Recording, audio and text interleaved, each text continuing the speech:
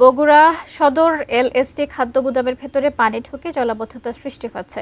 পানি কিভাবে বের হবে এটাই এখন বড় বিষয় হয়ে দাঁড়িয়েছে।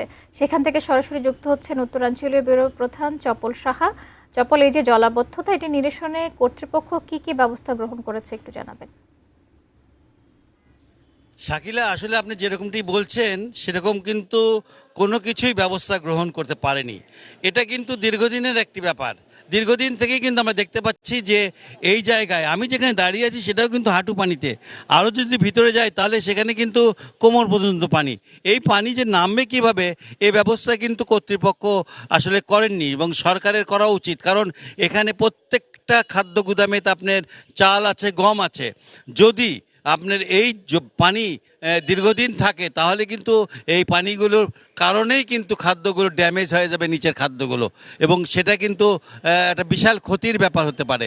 এখানে আপনারা দেখতে পাচ্ছেন একটা ট্রাক এসেছে, সে ট্রাক দিয়ে মাল সরিয়ে নিয়ে যাচ্ছে অন্যখানে। আর তার মানে এখানে যে প্রচুর পরিমাণে খাদ্য আছে, এই খাদ্যগুলোর নিরাপত্তা কী?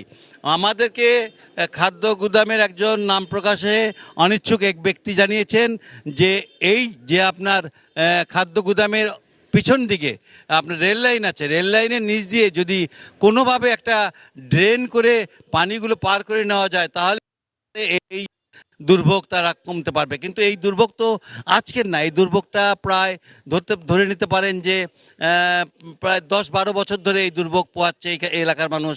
এখানকার লেবাররা কিন্তু কষ্ট করেন। এখানকার আমি কর্মকর্তা, যিনি এলএসডি এই গোডাউনের কর্মকর্তা, তাকেও দেখলাম আপনার হলো ভ্যানে করে তারা অফিসে ঢুকছে। তার মানে বুঝতে পারছেন যে এই অফিসটা কতটা অবহেলিত হলে পারে এরকম হয়। এই অবহেলিত অফিসের যেহেতু কোনো ব্যবস্থা গ্রহণ করা হয়নি, ব্যবস্থা গ্রহণ না করার ফলে কিন্তু এই যে ড্রেনেজ ব্যবস্থা কিংবা পানি নিষ্কাশনের যে ব্যবস্থা, এটা না থাকায় কিন্তু এই দুর্ভোগটা অনেক দিন পর্যন্ত চলবে। কারণ পানির ক্ষমতা, পানিকে শোষণ করার ক্ষমতা মাটির কতটুকু আছে সেটাও একটা ব্যাপার। তবে মাটি শোষণ করবে, সেটাও করতে অন্তত 10 দিন লাগবে। 10 দিনে হয়তো দেখা যাবে যে পানি আস্তে আস্তে কমতে শুরু করেছে। শাকিলা, মোটামুটি এই ছিল আমার কাছে সর্বশেষ।